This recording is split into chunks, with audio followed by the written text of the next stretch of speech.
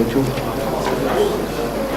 الحمد لله رب العالمين والعاقبة للمتقين ولا عدوان إلا على الظالمين.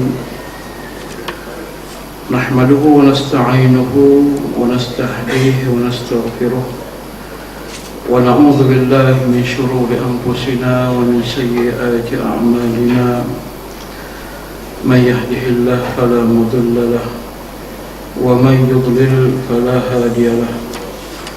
أشهد أن لا إله إلا الله الملك الحق المبين، وأشهد أن محمدا عبده ورسوله الصادق الوعد الأمين،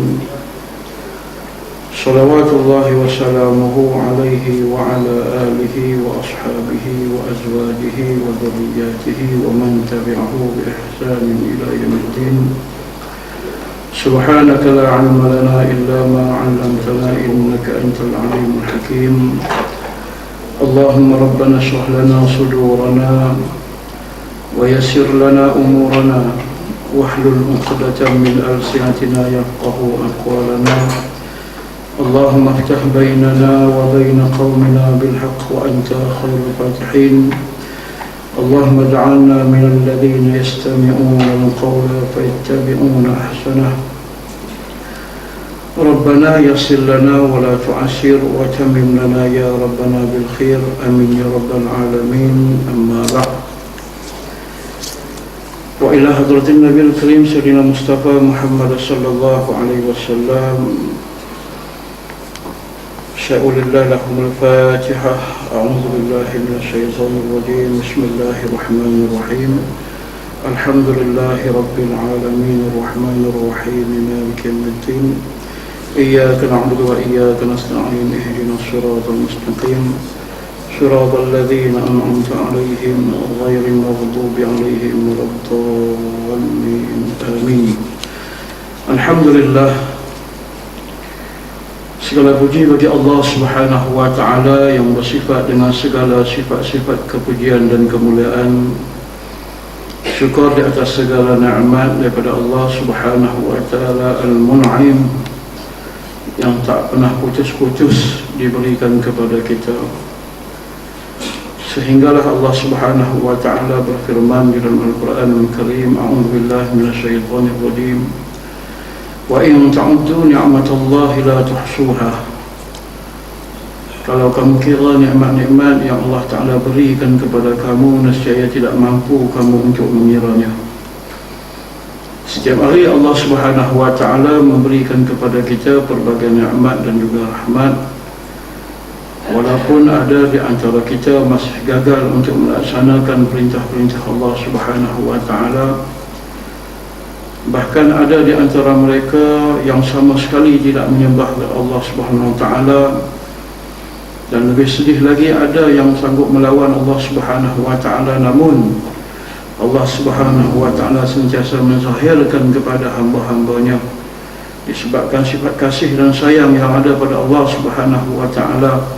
Allah Ta'ala sentiasa ingin membawa hamba-hambanya menuju kepada jalan keridaan-Nya. Dan Alhamdulillah pada malam ini, malam yang cukup baik, malam yang kita mengharapkan rahmat Allah Subhanahu wa Ta'ala.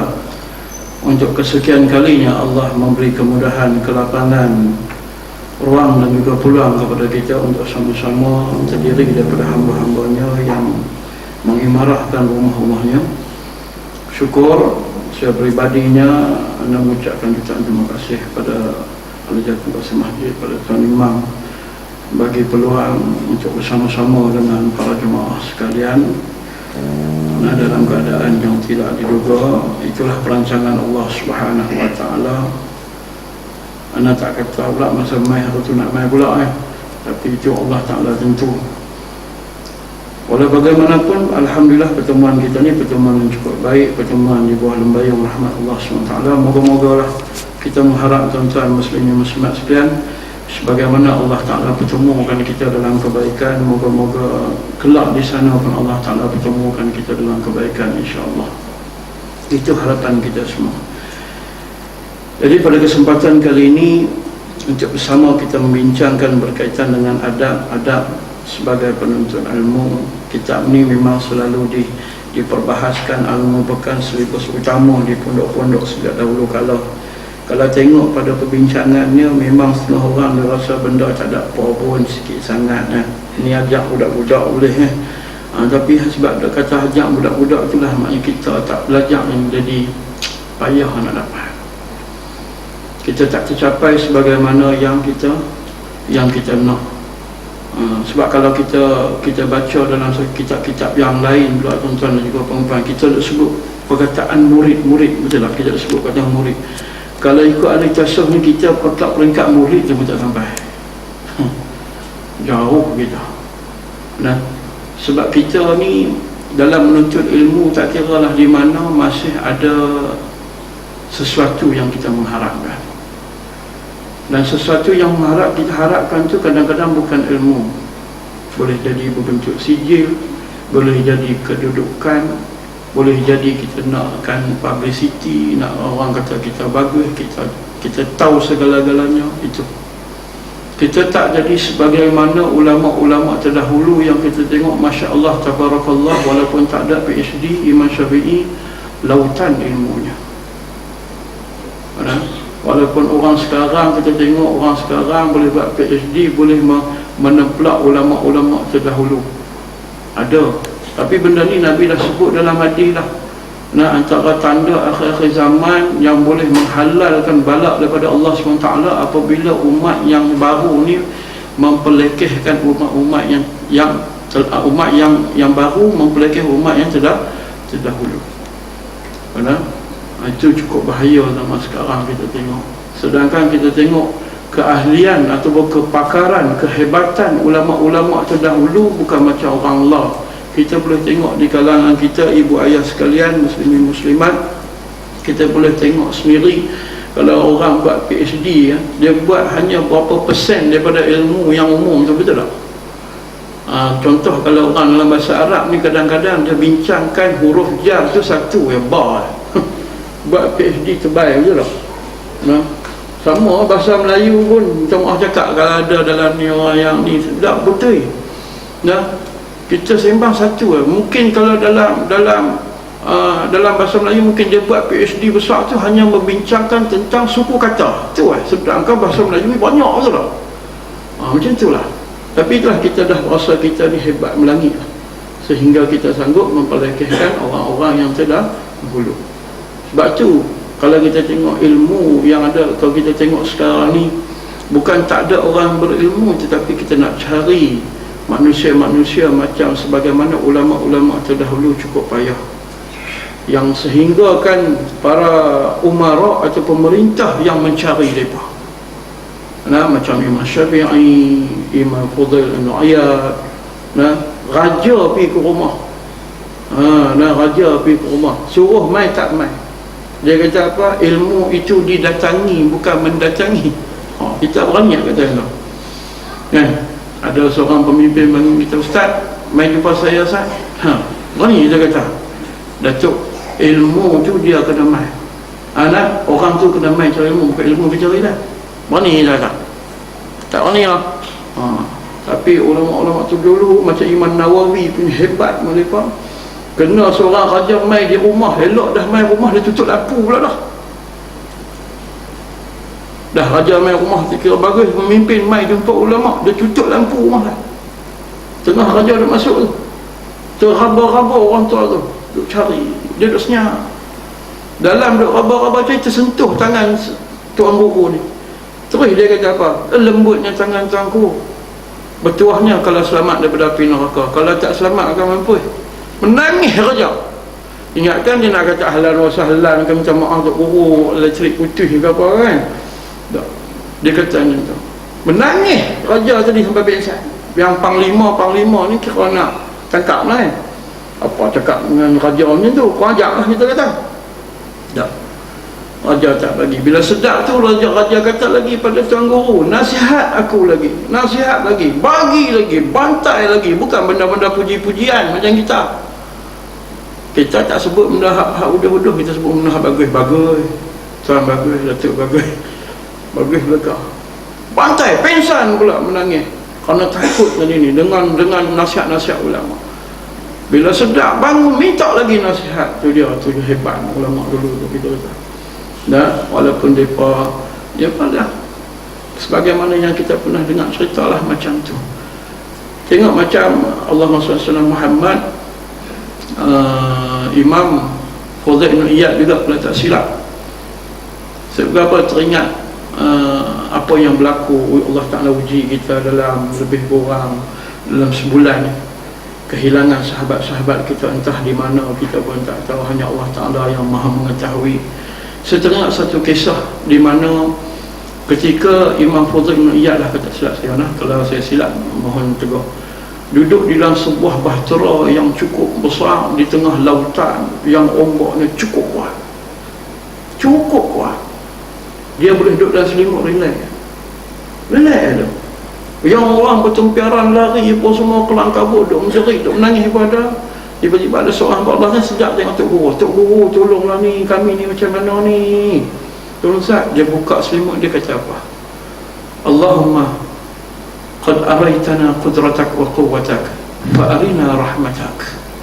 Ya Allah, kau telah tunjukkan kekuasaanmu dan kekuatanmu, ya Allah, tunjukkanlah rahmatmu, ya Allah. Seketika tu juga ombak berhenti, ribut berhenti sekitar tu juga. Tengok ulama main mana benda-benda yang macam tu. Hebatnya bila dengan hubungan dengan Allah Subhanahu wa ta'ala. Itu yang kita nak cari, benda-benda yang macam mana kehebatan. Antara ni lah buku yang kecil, yang nipis, yang tak teramana ni kita tengok kan, yang tak berapa nak laku di pasaran. Kitab Ta'lim wal Muta'allim ni kita kata, itulah yang dijaga oleh para ulama dahulu. Sehingga tuan-tuan, kalau mungkin tuan-tuan dah sampai kata tidak, bab ada ulama di kaum ulama nak halih muka surat, nak buka muka surat ni pun sopan depan Tok Guru, tak bunyi. Kita nak bunyi tu kan, bunyi pro-pro duk kali muka surat tu. Punya sopan. Sampai cakap tu Imam Malik, dia jaga adab dia. Dia tidak lunjukkan kaki pada satu arah. Orang lain heran, belah lain dia boleh lunjuk kaki, belah ada satu tempat tu dia tak lunjuk langsung. Bila tanya sebab apa? Sebab apa? Itu arah rumah Tok Guruku. Tu dia. Bukannya Tok Guru duduk tang tu, tapi arah tu arah rumah Tok Guru. Dia tak lunjuk. Kita akan cakap lunjuk akak kaki. Tok Guru duduk jauh tu, kalau nerang kat belah ni kan, dia tak lunjuk. Dan ada satu ketika dia tengah mengajak, tiba-tiba dia berdiri. Duk Ustaz, tiba-tiba dia berdiri. Orang tanya, awak Tok Guru jadi kat mana? Dia kata, kebetulan anak Tok Guru aku tengah duk main di luar. Sekali-sekala dia duk main kat pintu. Hormat anak Tok Guru tu. Subhanallah. Hormat anak Tok Guru. Bila anak Tok Guru main dia senyum, dia berdiri. Allahu Akbar. Kita Tok Guru main, kita tak itulah kalau kita tengok perbezaan kita dengan orang. Kalau kita tengok zaman kita pula, tok nenek kita dulu macam mana. Kalau orang buat benda tak makan selagi tak bagi dekat Tok Guru. Ya, orang dulu kan, pisang ke apa ke benda yang pertama adalah rumah Tuan Guru. Tak bagi anak mana. Tu yang berkat tok nenek kita mengaji tak terang mana. Buat benda tapi anak-anak semua hebat-hebat. Jadi ni orang besar ni betul tak? Kita lah ni, kita jadi orang besar tapi anak kita jadi orang halus.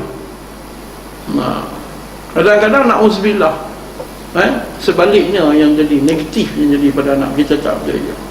Itu kalau kita tengok sebab orang tu cukup jaga adab.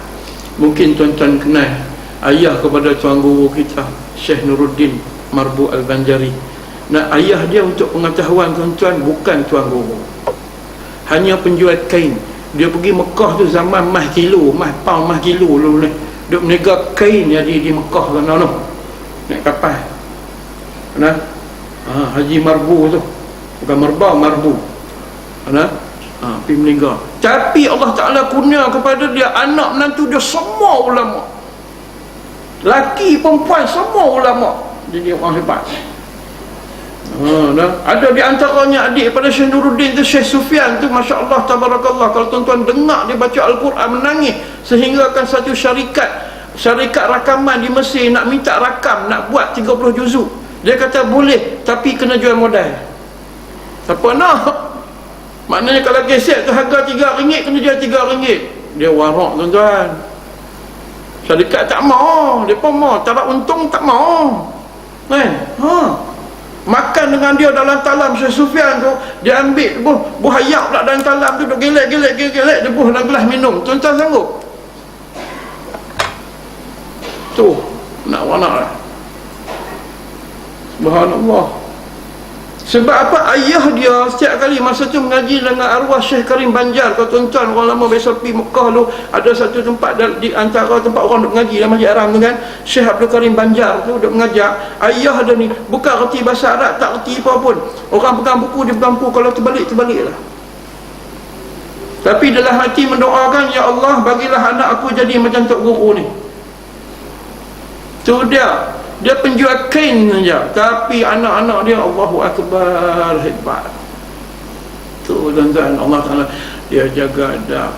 Syekh Nuruddin kan tuan-tuan tak tahu, saya mengaji dengan dia, saya jadi khadam dengan dia. Adab ni Allah, jangan Pak Amin, tanyalah kalau ada dia, tanya Syekh Aminuddin, Ustaz Aminuddin.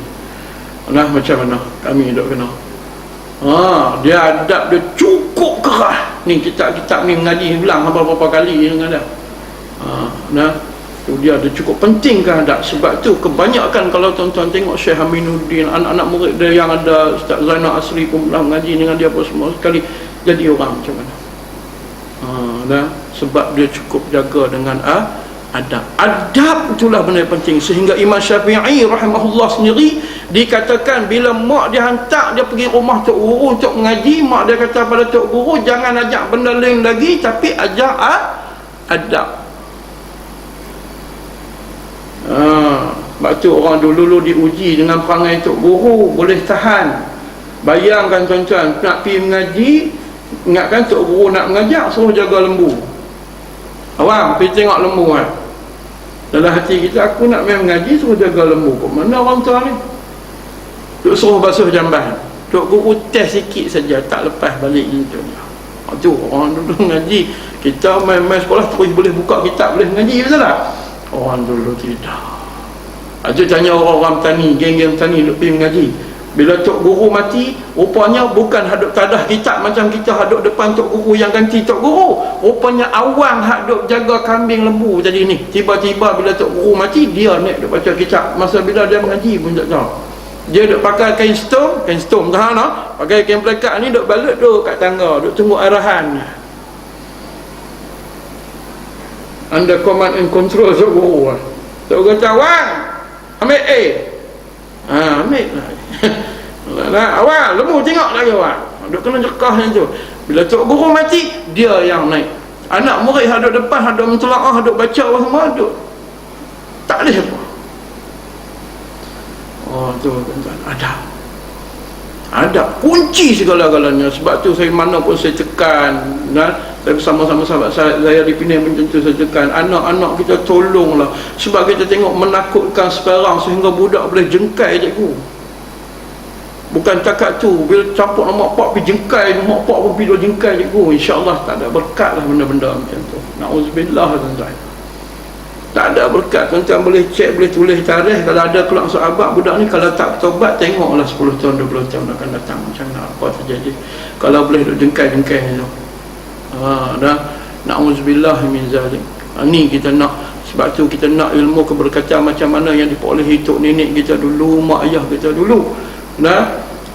Orang, sebab tu kita tengok, minta maaf cakap tuan-tuan, mungkin ada di kalangan tuan-tuan yang bekerja dengan dunia-dunia pendidikan, tengok sendiri kenapa penyakit-penyakit ni budak-budak lah keluar 20A, 30A, 40A tapi tak ada apa adab, akhlak, fail, betul tak? Orang dulu tak ada lah terang tu, tak ada. Tapi Alhamdulillah, itu kita kata perbezaan. Sebab apa? Sebab tu Syekh Zarnuji ni ada dalam kitab dia sampai dia larang manusia sama sekali bila main menuntut ilmu, jangan langsung niat untuk kerja. Kita buat plan siap dah anak kita ni nak jadi apa? Pilot, math mesti kemas, English mesti kemas. Nak jadi apa? Doktor, nak jadi peguam, nak jadi apa? Kita dah buat dah dia punya blueprint ke apa, print pun tak tahulah, plan anak pun naik pening. Ni pak anak kata aku nak belajar ke, pak aku yang nak belajar. Betul tak? Kita nampak perancangan kita adalah kerja, bukannya ilmu tu. Sama saya cakap ni pada diri saya sama. Allahu Akbar. Betul tak tuan-tuan? Sama-sama moga-moga dengan kita mentelaah buku ni, saya hanya sebagai ni sikit daripada Ustaz Hafiz ni. Moga-moga Allah Ta'ala memberi manfaat lah kepada kita daripada buku yang kecil ni, untuk sama-sama moga-moga dengan berkat apabila kita tahu adab-adab sebagai orang yang nak ke arah nak memahami ilmu pengetahuan ni, dia jaga sungguh-sungguh. Moga-moga Allah Ta'ala menjadi kita faqih fid din. Itu yang kita nak. Kita nak orang faqih fid din. Main mengaji, tuan-tuan duk pergi mengaji rata masjid, bukan nak jadi ustaz lah.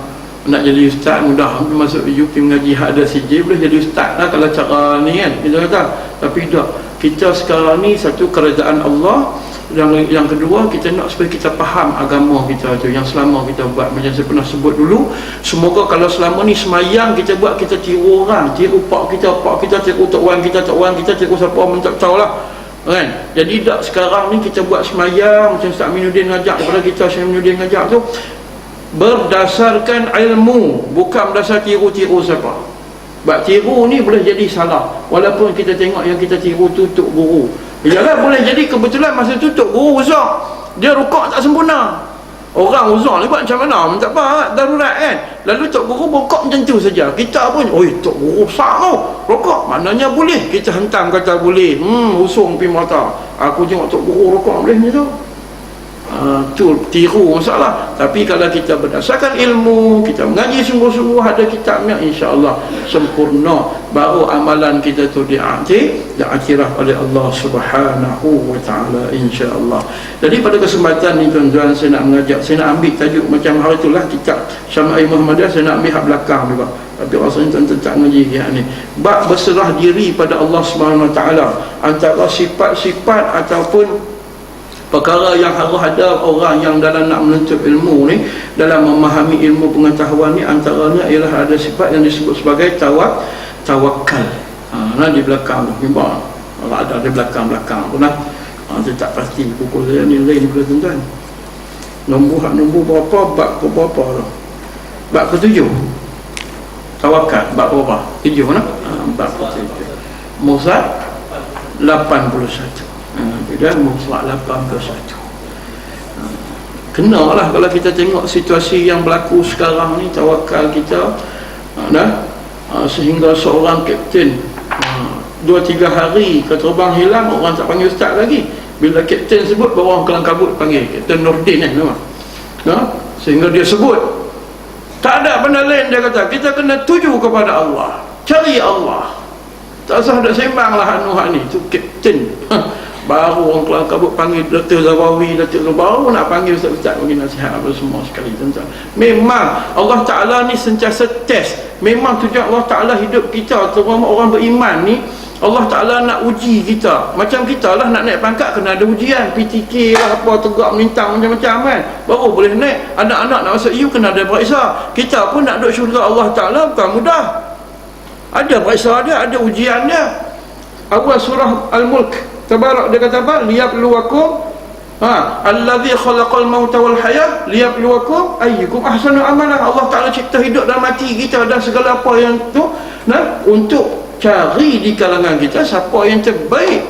Itu dia lah tu. Sebab tu ujian Allah Ta'ala bagi. Sebab kita jangan pandang benda-benda yang negatif. Cuma kita minta masing-masing muhasabah. Mungkin dengan cara ni kita ingat pada Allah. Ingat pada Allah. Saya peribadi dalam minggu ni untuk menonton tuan-tuan, Masya Allah, kami bahagian agama dan kaunseling macam kagak lah dalam PDRM ditimpa dengan macam-macam ujian. Bayang 2 hari berturut-turut anggota polis meninggal tanpa sebab. Maksud tanpa sebab, tak ada rekod sakit langsung di Pulau Pinang. Balik-balik petugas, dia tugas malam, balik-balik pukul 9 pukul apa, letih-letih tu panas, duk mengadu kat isteri duk menguruk belakang, dah khas melengok dalam, dah menguruk tak ada. Esoknya pula anggota pengiring Ketua Polis Pulau Pinang, Datuk Abdul Rahim Hanafi. Nah, dia baru lepas makan daripada jabat dengan pejabat Datuk tu, naik minum ayak, bom, apa? Tak ada juga rekod masalah jantung macam tak. Cuma dia ada GERD dah. Tu dia sahabat kita pergi dah. Bukan ada rekod apa. Orang nak masuk operate 4-5-6 kali, duk tukar jantung ni apa semua sekali, duk ada appointment lah, doktor tak putih-putih, tak pipi pun. Minta maaf lah, betul tak? Allahu Akbar. Tu dia. Mana kita nak kena kerap lah, ingat dengan Allah Subhanahu Wa Ta'ala. Mungkin saya pernah buat ibarat dengan dengan tuan-tuan dan juga puan-puan. Rupanya kita, umur kita ni, kalau di ibarat saya sembang dengan salah seorang pegawai polis, dia bagi saya idea yang saya rasa cukup benar, cukup memberi tamparan hebat. Dia kata, Ustaz, umur kita ni umpama ni macam ni umur kita beranak, dilahirkan, ujung ni umur kita mati.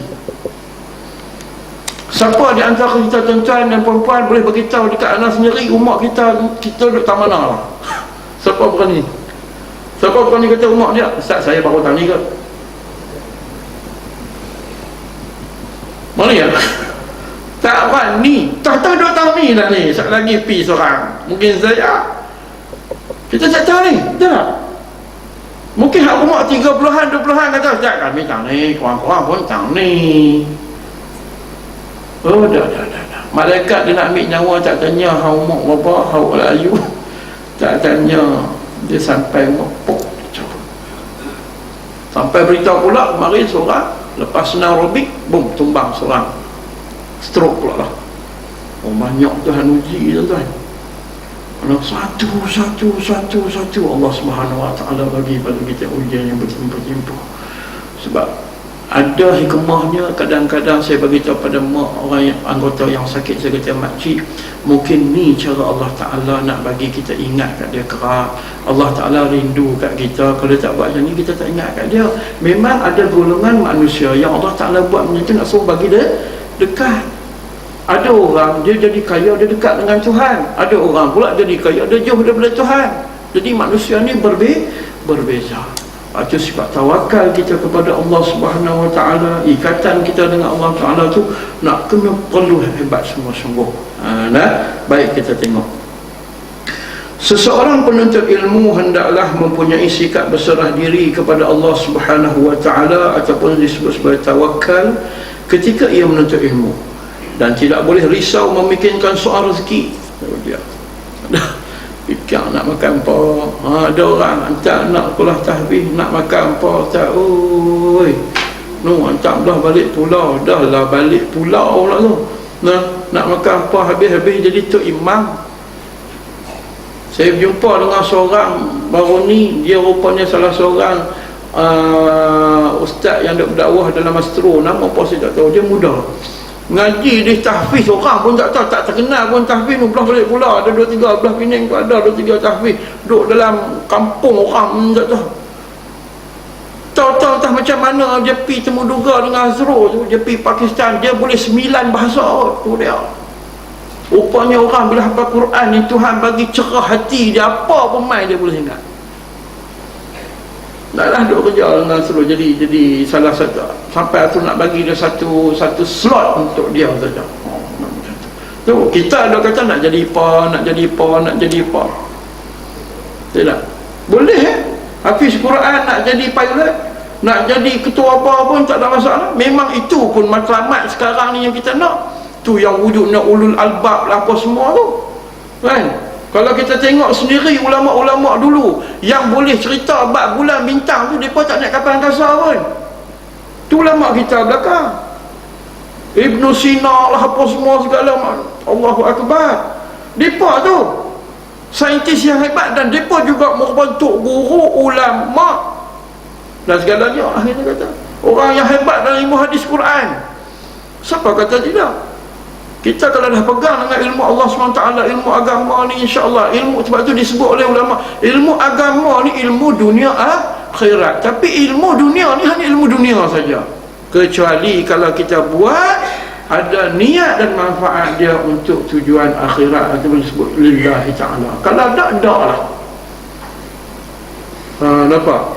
Kita jadi cikgu, adakah nak makan gaji atau nak menghilangkan kejahilan anak bangsa kita supaya jadi cerdik apa semua sekali, berilmu pengetahuan? Itu dapat pahala. Kalau sekadar ujung bulan masuk oleh dah dan dia kopi tekan keluar, tu yang jadi orang kata guru lah bukan mendidik, dia mengajar saja.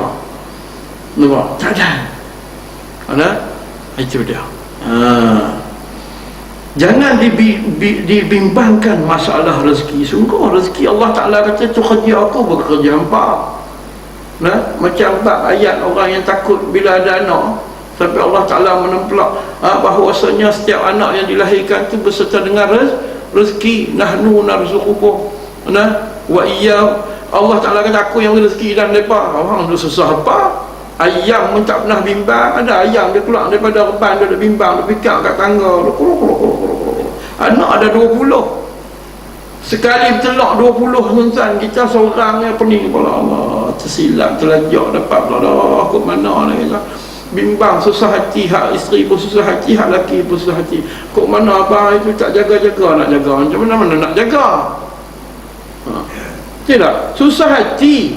Binatang yang susah hati. Sebab itu sampai bayangkan sehingga Nabi sanggup, tak malu ke kita bila Nabi mengaitkan cerita betapa hebatnya tawakal seekor burung. Betul tak? Masyhur kan? Sehingga dia keluar pada rumah dia, daripada sarang dia, perut kosong, dia tuju ke bumi Allah Ta'ala ni dengan penuh tawakal pada Allah Ta'ala. Usaha dia rezeki, balik perut berisi. Kita Allah Ta'ala bagi akal fikiran tu pun duk melemu. Mana orang cari rezeki ni? Allahu Akbar. Sampai Nabi buat ibarat dengan burung. Budak tak buat dengan beruang kan? Burung. Tengok binatang hari, tak sehati, hebat Allah Ta'ala bagi. Memang tujuan dia macam tu.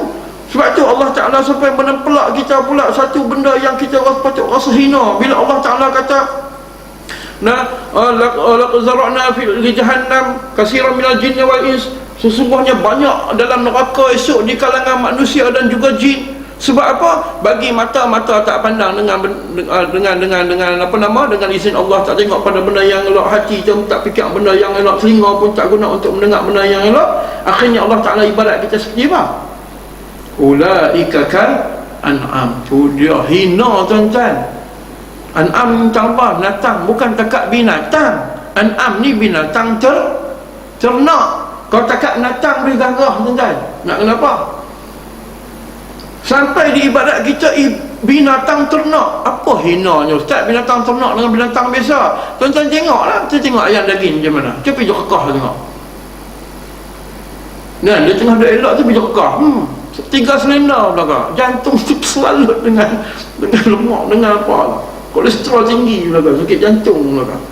Cuba tengok lembu kebah kita pula, berlemah dengan najis di punggung dia. Ayam. Cuba tengok kalau kata haiwan, kenapa Allah Ta'ala tak kata ulaika kal haiwan dah? Kalau haiwan, cuba tengok seladang di hutan, badan macam mana? Kemas, berkilat, cantik. Ayam hutan, ayam kampung boleh terbang? Tak boleh. Ayam hutan, naik pokok nyok pun boleh. Hebat, cerdik binatang kalau haiwan. Tapi dah Allah Ta'ala ibaratkan kita manusia yang tak manfaat panca indera yang Allah Ta'ala bagi seperti binatang ternak, macam lembu. Tambatlah di tiang elektrik tengah hujan apa, duduk situ lah, tak kata apa. Itulah manusia. Tak komplain apa, dia kira kelar belakang. Itulah diibaratkan kepada kita tuan-tuan. Na'udzubillahi min dzalik. Patut malu banyak diibaratkan kita dengan binatang-binatang. Patut ada kesedaran kita. Dan tak boleh risau memiliki soal rezeki. Hatinya janganlah sampai susah memikirkan dari mana datangnya rezeki kepadanya ketika ia menuntut ilmu itu. Ini nak kena ajak diri kita, anak cucu kita, kaum kerabat kita dalam bab menuntut ilmu. Jangan bimbang. Saya pernah terbaca masa duduk mengaji dulu, Tok Guru beritahu ada di kalangan ulama ni tuan-tuan, hebatnya hubungan dengan Allah dan cinta dia kepada ilmu. Macam Imam Nawawi apa semua sekali. Imam Nawawi ni mati umur muda, tapi tengok tulisan dia, Masya Allah, macamlah dia tu umur puluhan, mungkin dekat ratusan tahun. Tak sangka dengan umur dia tu. Cinta dia pada ilmu melebihi sehingga kata silap Imam Nawawi yang berpisah dengan isteri dia. Dia tak mau nanya isteri dia, sebab dia kata apa? Dia cinta pada ilmu melebihi segalanya. Jadi dia tak mau nanya isteri dia, nafkah tak boleh nak bagi, nafkah batin apa semua sekali, dia serah, dia ceraikan isteri dia. Itu yang terbaik dia. Sampai macam tu. Ada di antara mereka ni hebat hubungan dengan Allah Ta'ala, bab rezeki mereka tak bimbang apa. Sebab apa? Sifat takwa mereka tu tinggi. Mereka lah yang mendapat khasiat daripada apa yang terpapar dalam ayat 1000 dinar. Kita hanya beli tempel di rumah, buat frame punya cantik kan, sama besar nanti ni rumah tu bohong. Kalau timpa ke arwah tu ayat apa? 1000 dinar. Awak oi kaya. Dia kata ada ong ayat ni. Ada ong. Nah, ayat 1000 dinar boleh jadi kaya. Ya, boleh jadi kaya. Saya berkata tentang memang boleh jadi kaya, tapi praktikkan apa yang ada dalam ayat tu. Kunci nak kaya ada situ. Awal lagi Allah Ta'ala dah kata apa? Wa may yattaqillah yaj'al lahu makhraja. Bila kita bertakwa pada Allah, Allah Ta'ala akan rungkaikan segala kesulitan dan kesusahan kita. Itu jadi ulama. Bila mereka lapar ni sampai kepada peringkat, memanglah kita tengok mereka tak usaha kerja. Sebab apa? Mereka dah mudah sungguh. Nak, ya Allah, nak makan. Alih batu ada duit, cukup untuk pergi makan tu saja. Kita tak, kita jenis kumpul, lelah mati yang tu beli kat waris badan muka. Ulama dulu cukup. Sebab tu Nabi sendiri dia doa rezeki pada kita, itulah. Sebab tu orang pernah tanya, orang minta saja doa minta jadi kaya. Saya tak pernah jumpa, gila, tak tahu kalau tuan-tuan nak mengaji nampak ada doa untuk guru minta kita jadi kaya. Saya tak jumpa. Tapi berkat rezeki dah. Kita nak makan pun kita baca apa? Allahumma barik lana. Ada banyak. Allahumma banyak lana. Dah. Allahumma barik lana, berkat. Orang dulu pun minta rezeki berkat. Nabi pun tak minta banyak. Nabi minta apa? Saya tersentuh bila dengar dalam satu, saya terbaca dalam kitab apa saya lupa. Nabi minta, ya Allah, jadikan rezeki keluarga Muhammad ini cukup. Allahu Akbar. Kita tak, ya Allah, murah rezeki, kaya. Bila bonus tahun ni nak dapat pula, ya Allah, bukakanlah hati pemimpin, bagi bonus pula. Tak bagi marah. Nabi minta cukup. Saya nak tanya, betul tak kita selama ni duk belanja memang nak cukup, betul tak? Kan? Memang untuk cukup. Yang kita duk keluh kesah sebab tak cukup. Awak tak cukup nak bayar api. Memang kita nak cukup, bukan nak kaya. Kalau kaya kau takut Tuhan nak banyak mana? Yang kata nak kaya tu nak banyak mana? Tapi kalau cukup, alhamdulillah. Cukup bayar api, bayar bil telefon, bayar bil internet, bayar rumah, bayar bayar kereta. Cukup lah. Memang kita cari tu pun cukup untuk belanja. Tapi tak yang kita minta kaya. Ya Allah, bagilah aku kaya. Kaya tapi cakap tu lah. Lepas tu tutup bulu. Lepas tu kita malu tengok. Sebab tu ada ulama dia nak makan, dia kalih batu ada contoh RM2.5. Abang nak pergi belanja, tak lebih pada tu. Bahkan diceritakan rumah Nabi tidak ada yang tersimpan untuk hari esok. Allah, lagi kita malu tuan-tuan. Malu kita dengan Rasulullah. Kita ni kadang-kadang balik rumah, mungkin bukan orang sini, orang Penang lah kan. Nah balik-balik tanya lagi, esok nak makan apa, beda jamaah kalau dalam beda ni. Tak ada kena-mena hidup mati lah. Esok nak makan apa? Tak ada apa abang. Cuba dalam tak ada apa tu pergi buka pecah, tergolek habis. Sampai tak ada sempat nak sumbat tu, dalam tak ada apa. Betul tuan-tuan, pilah mana-mana. Kita kena keluar kesah, tak tahu nak makan apa, tak tahu nak makan apa.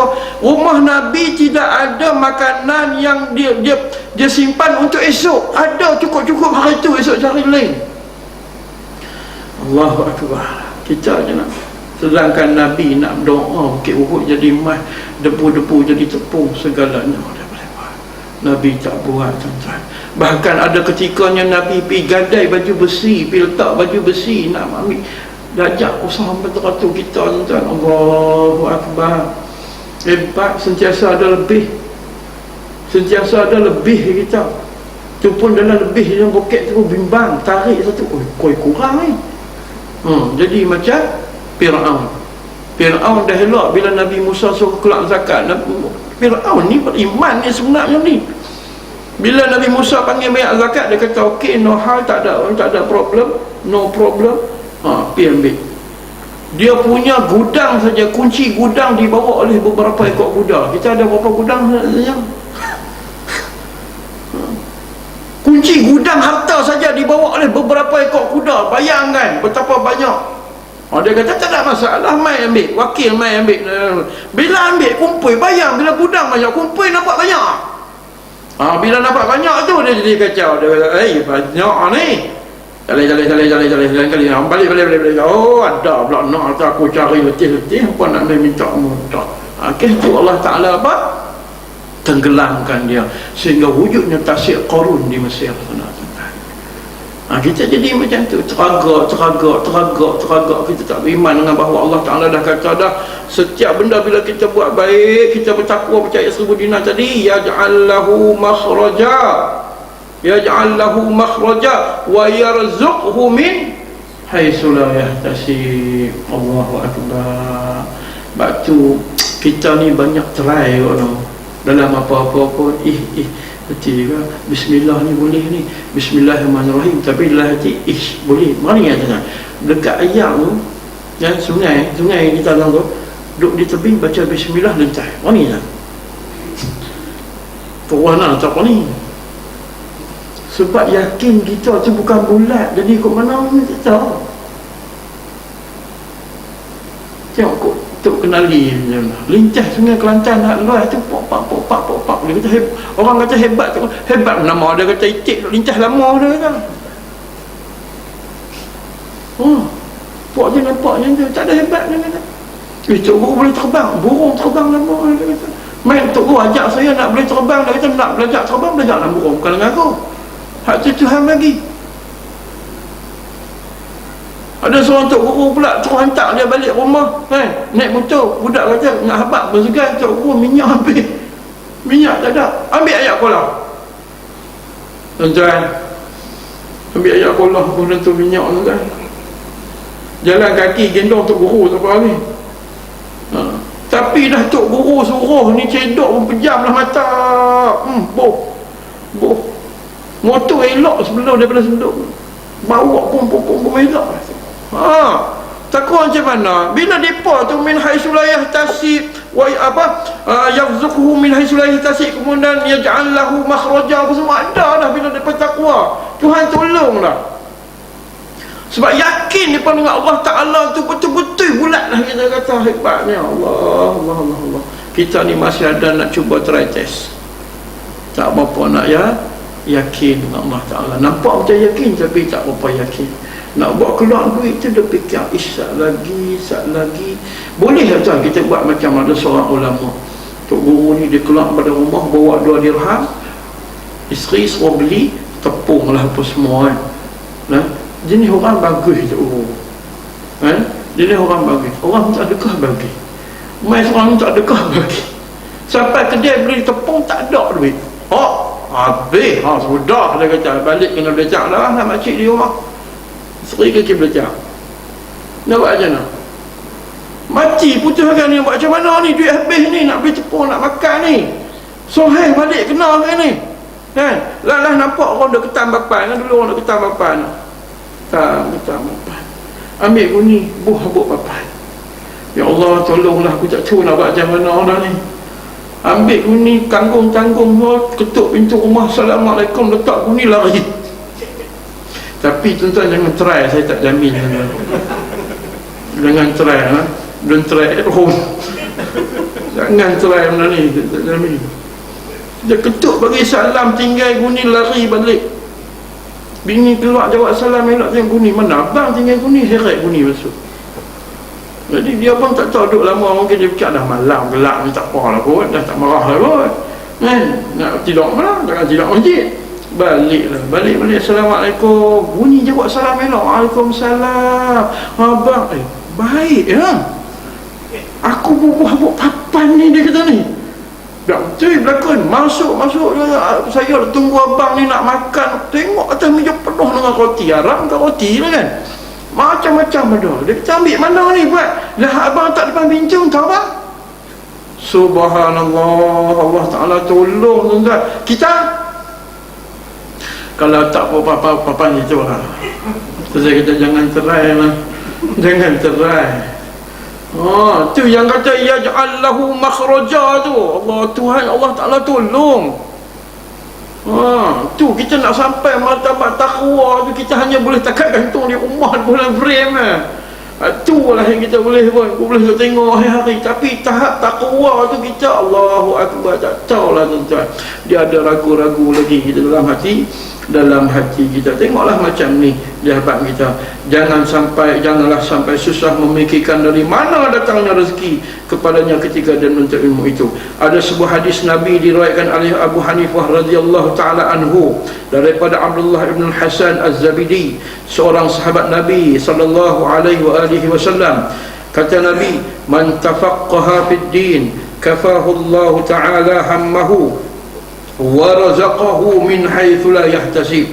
Artinya orang yang faham dalam agama, mana orang yang menuntut ilmu Allah ni, ilmu agama secara khususnya, maka Allah Ta'ala akan melenyapkan kerisauan, akan hilangkan kerisauan dalam hati dia, dan Allah Ta'ala memberi rezeki pada dia pada jalan yang tidak disangka-sangka. Ni nak tanam hati anak kita apa semua. Dan kita jangan bimbang bila kita hantar anak kita untuk tujuan benda-benda yang macam ni, ilmu agama, biar pilih orang kata macam mana abang nak jadi imam tu siap saja kan. Kita ingat janji Allah Subhanahu Wa Taala untuk orang, paling tidak kalimah firman Allah Taala apa, in tansurullah yansurkum. Ilmu agama ni lain tuan-tuan. Kalau kata betul kita tujuan kita kena pada gaya ni memang lillahi subhanahu wa ta'ala tadi ni, Allah Ta'ala akan rungkaikan segala kesulitan. Jangan bimbang. Moga-moga dapat macam Nabi Ibrahim. Nabi Ibrahim alaihissalam ketika nak dicampak oleh Raja Namrud dalam api, dia berdoa lah? Tak berdoa apa pun, riwayat mengatakan. Sehingga kalau tak silap malaikat mai tanya dia, mintalah pada Allah hang dalam keadaan bahaya tu. Dia kata Allah Ta'ala tahulah kerja dia. Kita boleh cakap ni lah. Siapa kita? Orang kata, hang tu kena dizalimi, minta pada Allah Ta'ala tahulah kerja dia. Nabi Ibrahim tu Khalilullah, Habibullah. Bila dah jadi kekasih Allah Ta'ala, Allah Ta'ala tahu apa dia nak buat pada kekasih dia, walaupun kekasih dia tak minta. Tu nikmat berkasih dengan Allah tu, nikmat bercinta dengan Allah, sehingga Rabi'at Adawiyah tak cinta dah pada orang, cinta pada Allah, sebab Allah Ta'ala lebih memahami kita. Itu Nabi Ibrahim. Bila dia kata macam tu, akhirnya doa yang kita dah baca lah, kena panas, kena api tu kan, ya nakuni bardan wa salaman ala Ibrahim, itu bukan doa Nabi Ibrahim, perintah Allah Ta'ala kepada api. Ibrahim tak kata apa, dia serah pada Allah Subhanahu Wa Ta'ala. Itu bila dah sampai satu tahap hubungan kita intim hebat dengan Allah SWT, itulah akhirnya jadi Allah Ta'ala lebih tahu apa yang perlu dia buat untuk hamba-Nya. Itu yang kita duk liga nak jadi kekasih Allah, kekasih Allah, kekasih Allah. Nah, Allah Ta'ala akan rungkaikan. Sebab tu orang-orang yang macam ni tak pernah bimbang tentang rezeki Allah. Rezeki yang Allah Ta'ala bagi, yang penting dia buat, dia tunaikan tugas-tugas yang Allah Ta'ala bagi. Allah Ta'ala tahulah itu dia punya kerja dia, sehingga Allah Ta'ala perintah pada api, akhirnya api itu menjadi sejuk kepada Nabi Ibrahim alaihissalam. Tengok betapa hebatnya Allah Ta'ala bagi. Memang tujuan cerita itu bukan nak cerita tentang Nabi Ibrahim saja, nak suruh kita tu jadi macam tu lah, berusaha ke arah tu, untuk kita latih diri kita, buat diri kita macam mana pun supaya kita ni duduk jadi Allah, sehingga Allah Ta'ala iktiraf, ini adalah kekasihku. Dia akan jaga kita, walaupun kita tak sempat nak merayu kepada dia, tapi dia dah tahu dah keperluan kita. Macam orang cinta lah, nanti nak habak nak entah apa, tak acik kan, tak syok lah. Kahwin 45-60 tahun tak kenal bini nak entah apa, bini hang suka makan apa, aku dah makan darah segalanya. Kita sama-sama pasangan pun, sebab tu orang kadang-kadang pergi jabat agama umur 60 duduk bercerai. Sebab kita tak kenal pasangan kita. Yang kenal kita betul-betul adalah Allah. Tapi kita jauh daripada Allah. Inilah yang menyebabkan jadi rosak habis kita punya cawangan ataupun kita punya talian-talian yang lain. Saya suka buat ibarat tuan-tuan, seperti mana kita guna handphone lah, yang guna Digi, yang guna Celcom, yang guna Maxis. Apabila pencawang utama tu, tempat ibu sawat utama rosak, saya nak hubungi gaji kita di sini pun tak dapat. Betul tak? Tak dapat. Macam itulah bila hubungan kita dengan Allah Ta'ala musnah, habis dia akan ganggu hubungan kita suami isteri, hubungan kita dengan anak-anak, hubungan kita dengan di pejabat, dengan bos, dengan kawan. Silat-silat lembu hak kita belah dia pun dia mula nak kat kita. Dia buat perangai dengan kita. Betul? Macam berlaku Imam Abu Hanifah. Nah, dia nak naik kenderaan kuda dia, kata silap buat perangai. Kita kalau macam tu kita buat apa? Imam sembelih atau bagi kayu 3,2. Aku nak naik buat perangai, ambil kayu kedebuk selesai, betul tak? Sebab apa kita salahkan dia? Imam Hanifah dah, dia istighfar. Ya Allah, ampunlah aku, mungkin aku ada buat apa ya Allah sehingga kenderaan aku ini buat perangai. Kita pernah start kerja tak hidup, dah lah kalau nak pangkat, nak pergi pejabat, start tak hidup, tengok semua dah kelar. Mula aku tak kelau lagi kot. Saya bercakap nak jadi tukun kot kan? Kita marah habis, kita laknatlah apa semua, kita sia-siakan dia apa semua sekali. Kita lupa nak muhasabah diri. Begitu juga bila kita tengok anak nakal, kita duk salah kan, kita nampak kita. Sebab tu Tok Wan, cuba saya kadang-kadang duk perhati, kenapa orang dulu-dulu kalau nampak anak-anak buat, dia kata apa? Astaghfirullahalazim. Betul tak? Dia tengok cucu dia nak rabat, nak buat, astaghfirullahalazim. Dia istighfar bagi diri dia. Takut dia ada buat silap apa, lalu Allah Ta'ala menampak, menzahir depan dia, cucu dia nakal menjadi. Bukan pun nak marah dia, nak marah diri dia. Betul, memang dia ajak kita macam tu. Letak pada diri kita bila kita tengok apa-apa. Ni kita lari dalam duk langgar, tunggu marah, tunggu itu ada sebelum kita beranak. Nah, duduk dalam rumah, jalan-jalan sepak mak gelas, pum, marah. Siapa dia tak gelas sekarang ni? Tak ada tempat lain. Anak sebelah apa? Abah. Kena atas diri. Dah marah tak? Dah tahu aku letak awak tak tolong angkat. Pula dah kena juga anak. Pimai kena juga. Dah aku tak perasan, ambil lah tolong letak. Tak boleh tolong anak-anak apa? Kena juga. Kita tu betul belakang, tak pernah salah. Tidak, macam mana kita nak, itu yang kata kena pakat muhasabah dalam apa-apa pun benda. Baru Allah Ta'ala suka muhasabah ni. Muhasabah ni tengok diri, hisab diri, betul tak?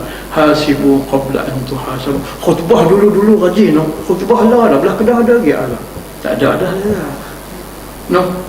Saya ingat dulu masa duk mengaji di podcast tu, khutbah Jumaat tu, hasibu qabla an tuhasabu wa zinha qabla an tuzanu, betul tak? Dah tak ada Penang betul tak? Kena peringat benda tu. Hisablah kata-kata sahabat, ada yang mengatakan kata-kata sahabat, hisablah diri sebelum dihisab, timbanglah diri sebelum ditimbang. Kena peringat benda-benda yang macam tu. Barulah timbul rasa kita kenal diri kita ni siapa sebenarnya. Sesungguhnya orang yang merisaukan soal rezeki seperti makanan dan pakaian, sedikit sekali dapat meluangkan waktunya untuk mencapai akhlak yang mulia dan hal-hal yang luhur. Itu dia. Sebab apa yang kata Syekh Zarnuji, kata jangan, Allah Ta'ala tak bagi kita fikir sangat bab rezeki ni. Sebab bila fikir bab rezeki, manusia benda yang haram jadi halal bagi dia. Dia tak kira janji masuk. Dia akan reka kan. Kata ni, Ustaz ni bukan rasa Ustaz, duit kopi. Dia faham duit kopi, duit teh. Saya duduk sahabat-sahabat dengan kawan-kawan saya dalam perjalanan, saya kata tu, dia pas saja buat persoalan. Saya kata macam ni, cik, kalau betul itu duit kopi lah, berani isytihar lah. Berani tak isytihar? Tak boleh lah. Salah lah maknanya tu. Kopi ke teh, Milo, Holik ke apa ke, ada makna sebaliknya. Jangan sama sekali benda-benda macam tu. Ada tak kalau kita duduk salah sila panggung, kita tak jadi polis, kita tak jadi pegawai sekian-sekian JPJ ke apa, orang nak main bagi kat rumah ada? Tak ada kelapa orang nak bagi. Sebab kita ada jawatan tertentu tu orang nak bagi. Ni kena jaga. Kena jaga benda-benda tu. Itu berat. Mana? Kita tak boleh nak tiru macam Sayyidina Umar Abdul Aziz, Sayyidina Umar Al-Khattab dalam bab-bab ni. Mereka pun pemimpin, mereka jadi segala-galanya mereka. Tapi hebat ketakwaan mereka tu, ketakutan mereka sampai cucu kepada Sayyidina Umar Al-Khattab, iaitu Sayyidina Umar Abdul Aziz, sehingga sanggup kata pada isteri dia Fatimah, dia kata lucut rantai perhiasan hang tu, letak kat balik kat Baitul Mal. Sebab dia tahu rantai tu bagi masa zaman Abdul Malik pak dia. Ambil mana? Letak duduk dalam perbendaharaan, bagi balik. Nak duduk dengan abang, hantar balik. Sampai teratur. Hebat Allah Ta'ala jaga mereka sampai macam tu sekali ketakuan. Dia menangis sampai bengkak mata-mata terseduh. Isteri dia Fatimah tanya, kenapa abang sampai teratur? Dia kata, aku takut bila orang lantik aku menjadi khalifah, jadi raja ni. Sebab apa? Aku takut, bukan cakap apa, aku takut kalau ada kambing mati, aku takut dah nak jawab dengan Allah. Apa aku nak jawab dengan Allah? Wahai Umar Abdul Aziz, kenapa kambing tu mati di bawah pemerintahan hang? Allahu Akbar. Nampak berat tuan-tuan yang kita nak jawab dengan Allah Subhanahu wa ta'ala. Dalam satu syair dikatakan, tidak usah mencari-cari kemegahan dunia ketika belajar, tapi tumpukanlah pada pelajaranmu, kerana rezeki makan dan pakaianmu telah dijamin. Allah, memang kita pun tahu, kita mengaji dalam hadis 40 antaranya. Bila sekian-sekian Allah Ta'ala dah suruh malaikat tulis kan rezeki dari berapa, tapi itulah kita hafal, itulah yang menjadikan kita beruban, itulah yang menjadikan kita runsing, itulah menjadi kita duk berkeli laki bini bab rezeki, padahal dah ditentukan oleh Allah Subhanahu wa ta'ala. Siapa-siapa orang sama cakap sama, kita jadi bimbang, berkurang dalam nak bagi tabung masjid tu lencah 14 kali dah, duduk tengok saja. Sopak F1 lalu wong bila nak pun dah duduk nak cari kadang-kadang jemaat tersilap nak RM1 masuk 50, 4 jemaat tak habis. Dia kata pilih khutbah tak dengar lah, takkan nak ambil duit pecah ni. Dia tu tunggu saat aku nak ambil RM49. Kacau, malu dengan orang. Tengok telan elok tak lepas tu. Tengok tabung 50 masuk dalam tu. Khutbah tak dengar lah. Saya baca ada orang WhatsApp pada saya satu cerita kisah orang yang dapat rezeki yang murah ni. Antaranya dia kata petua dia masuk di masjid, masuk di surau, buka beg duit, nilai hak tinggi pun dalam tabung. Kita boleh tuan-tuan. Kita cari hak paling halus tu kita lah. Jadi macam Haji Bakhil, budak-budak tak boleh pegang duit banyak, dia kata bagi RM1. Mai cikgu murni 10 kayu. Cikgu murni punya pasal kau boleh peti-peti dia angkat bagi 10 kayu free lah tu. Ni kita akan malak. Orang kata TV nak main ambil gambar kenyek, buat cek besar semua kenyek. Padahal semua tu habaan mansura, tak ada apa, boleh dosa lagi. Cukup payah kita benda-benda ni. Itu kita nak latih kita. Sebab tu saya sebut dengan kawan-kawan saya di sana pun, tuan-tuan, kita dah ada apa? Semua dah ada sebenarnya. Kita boleh kata anak isteri dah ada, cucu dah ada, kereta dah ada, motor dah ada, kita segalanya dah ada. Tapi duk tamak situlah kita. Haji dah pergi dah, wajib umrah dah pergi, duk tamak situlah kita. Betul tak? Kita duk berkira-kira lagi nak bantu orang. Orang main dia petani duk bawa CJ, duk berpeluh main dengan kain plekat, dengan lusuh baju. Amba nak kocik pitih, nak buat surah dah kena, nak buat sekolah agama. Kita cek takut cok ni palsu lah, ni main mana, cok polis tak ada ke. Dia sampai cemuh orang tu, tak apalah, tak boleh, tak apalah, balik gitu. Jaga kita menyusahkan Allah, Allah Ta'ala akan menyusahkan kita. Ini janji Nabi, dia kata man yassarul musliman yassarallahu lahu, yassiru wala tu'assiru. Masalah kalau kata dia tipu, bagi saya prinsip yang macam tu, dia tipu dia dengan Allah, yang penting niat kita dah sampai. Mudah, tak apa-apa yakin, bagi sikit. Jangan sampai tak bagi langsung, duk hina pula. Kan? Kalau pasal yakin, bagi lebih. Kan payah. Tak, ni kita susah orang. Tapi anak nak pergi pesta pula nak. Anak pergi nak pesta, ada duit, anak tak minta pun. Pak bagus tanya, pak soleh. Ada duit? Ada lah. Lepas tu nak lagi? Pak juga tanya. Kalau pak lagi tak apa. Nah 50. Nak ambil, terima kasih pak. Cukup? Pak tanya lagi. Cukup. Ikut pak lah macam mana bagi pula. Tapi kalau hak lain, anak nak beli buku sekolah, muka hak abang 20 tahun lepas pada. Bab-bab ilmu, bab-bab ni Allah kita berkira. Betul tuan-tuan. Betul Allah Ta'ala berkira dengan kita. Nak main rezeki yang baru. Macam mana saya suka ibarat macam mana. Contoh ni ayat ni kosong. Tak ada rasa ayat ni kan. Tiba-tiba haji kita buat main ayat soya. Anda minat ayat soya. Nak buat macam mana? Tak ada bekas cawan gelas, tak ada. Melainkan kena infak hak ni dulu. Atau belanja, sama ada belanja untuk diri kita atau kawan-kawan kita. Kita kata, bang makan minum sikit bang. Bang minum bang. Habis. Baru saya boleh ambil ayat soya. Tapi kalau ayat soya tadi buka-buka pergi tuang ni, orang kata bengong. Dia melimpah rasa apa je lah. Betul tak? Itu rezeki. Nak dapat rezeki yang baru, rezeki yang hebat, rezeki ni kena infak yang ada baru yang hebat. Ni kalau nak simpan, itu mana nak main? Allah Ta'ala nak bagi. Kenapa? Itu dia orang kita. Bahkan kadang-kadang mereka duduk cerita, ada juga hak mengelak juga. Bayar zakat, kemas dah. Zakat harta beribu. Buh dalam beras. Tapi tak cerita orang. Pergi rumah orang miskin. Buh tu dia 3 guni lah. Pakcik, ni zakat harta saya. Tak cerita. Dalam tu ada duit. Kawan tu dia beras, makcik nak makan jenuh. Tak apalah, saya pun tahu makcik nak makan jenuh, makcik pun nak beli daging, kain baju, saya beli balik beras tu.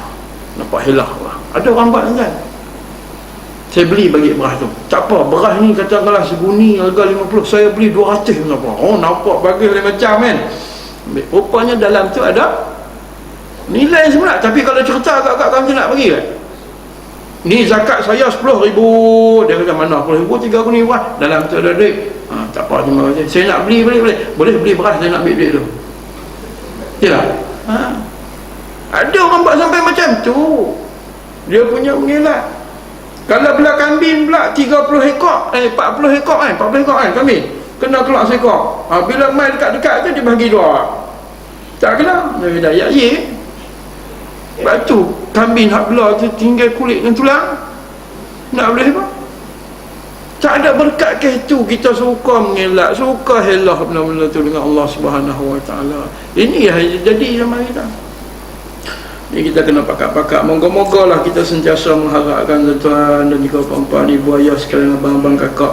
Moga-moga Allah Ta'ala perhati kita. Satu-satu ujian Allah Ta'ala bagi nak tegur kita. Sebab Allah Ta'ala sayang orang-orang yang mengaku beriman ni. Allah Ta'ala sayang sangat dengan kita. Sebab tu dia bagi macam-macam. Orang tanya kenapa yang tsunami berlaku dulu banyak orang Islam. Di Bangladesh orang Islam, di Aceh orang Islam. Ya, jawapan dia sebab Allah Ta'ala sayang. Kenapa tak bagi dekat Israel dia punya tsunami? Sebab Allah Ta'ala dah janji dengan mereka. Mereka di sana dah tahu lah tempat mereka. Tapi Allah Ta'ala nak bagi orang Islam ni, orang yang beriman ni ingat pada dia. Allah Ta'ala kembali pada dia. Ada macam-macam cara dan kaedah-kaedah dia. Kadang-kadang dia bagi kita sakit, dia bagi kita ini. Itu yang kita kena ingat sungguh-sungguh tuan-tuan. Moga-mogalah saya rasa cukup setakat tu. Minta maaf tak habis pada tajuk tu tuan-tuan. Moga-moga Allah Ta'ala bagi kepada kita kekuatan untuk kita ikat diri kita betul-betul sentiasa bertawakal pada Allah. Contoh yang paling mudah tuan-tuan, memang nampak orang kata, orang rasa macam tak tahulah macam mana tuan-tuan rasa sakit gigi, ya Allah sembuhkanlah gigi aku. Patut tu yang pertama. Lepas tu baru pergi doktor Fadilah. Ni nak cari doktor mana pun sekali kita lah kan. Hak mula-mula bila sakit Allah, apa pun Allah ni nak latih kita. Kena letak nombor 1 Allah. Anak nak masuk nak guna kabel bawah tanah ke atas langit ke macam mana sekalipun, Allah dulu. Sebab tu dia ajak kita bismillah. Sehingga Nabi kata, man lam kullu amrin la yubda'u bi bismillah fahuwa ajzam, fahuwa aqta. Setiap benda tak mula dengan bismillah. Bismillah tu makna mak ya Allah, bersama dengan Allah. Nah, abang kata, ya Allah tolonglah aku. Ajak kita sampai macam tu.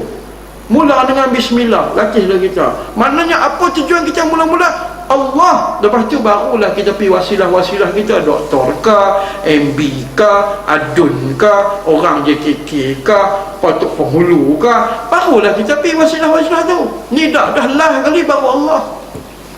Letak Allah Ta'ala lah kali. Orang sampai sendiri minta dah kita nak minta ni nak momo ke apa ke aku tak nombor 10. Nanti orang salah faham tawakal ni.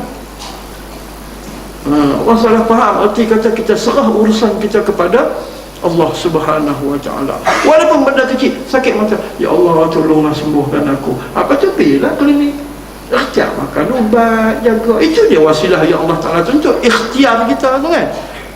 Barulah Allah Ta'ala bersama dengan kita. Bila kita ma'iyatullah, Allah pun akan makna bersama dengan kita.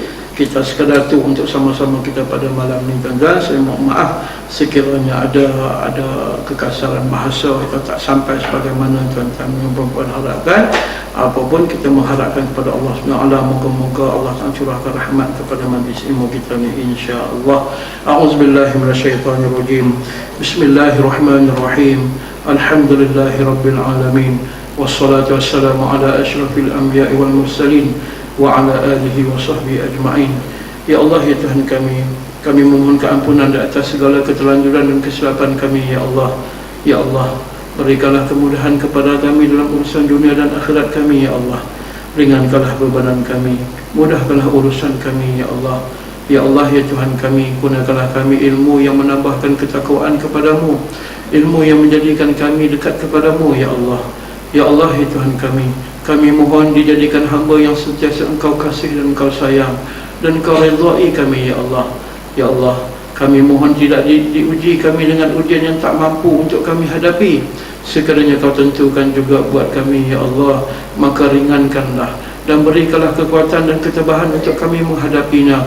Dan juga jadikanlah kami hamba-hamba-Mu yang sentiasa redha dengan apa saja ketentuan-Mu, ya Allah. Ya Allah, tentukanlah kesembuhan buat sahabat-sahabat kami yang sedang sakit menderita, dan rahmatilah mereka yang telah mendahului kami, ya Allah. Ya Allah, ya Tuhan kami mohon keamanan dan kesentosaan, ya Allah, dengan rahmat-Mu. Engkaulah Tuhan yang maha pemelihara. Kami mohon dijauhi daripada persengketaan dan permusuhan. Kau gunakanlah hidayat dan petunjuk kepada mereka yang cuba memporak-perandakan kami, ya Allah. Rabbana alaika tawakkalna wa ilaika anabna wa ilaikal masir. Wa sallallahu ala sayyidina Muhammad wa ala alihi wa sahbihi ajma'in. Walhamdulillahi rabbil alamin. Aqulu qawli hadza wa astaghfirullah li wa lakum. Wa billahi taufiq wal hidayah. Wassalamualaikum warahmatullahi taala wabarakatuh. Subhanakallahumma wa bihamdika asyhadu an la ilaha illa anta astaghfiruka